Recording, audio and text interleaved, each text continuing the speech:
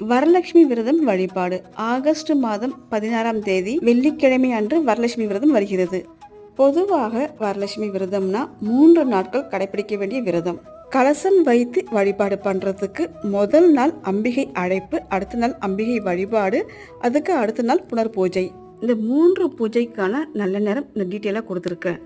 வியாழக்கிழமை மாலை 6 மணிக்கு மேல் அம்பிகையை அழைக்க சிறந்த நேரம். முடியாதவங்க வெள்ளிக்கிழமை அன்று சுக்கிர ஹோரையில் காலை 6 மணிக்கு மேல் அம்பிகையை அழைத்து வழிபாடு செய்யலாம். வெள்ளிக்கிழமை காலை 9 மணி முதல் 10:20 வரை அம்பிகையை வழிபாடு பண்றதுக்கான சிறந்த நேரம். ஆனா வரலட்சுமி விரதம்னா ஒரு நாள் முழுக்க உபவாசம் இருந்து 6 மணிக்கு மேல் வழிபாடு பண்றது ரொம்ப ரொம்ப விசேஷம்.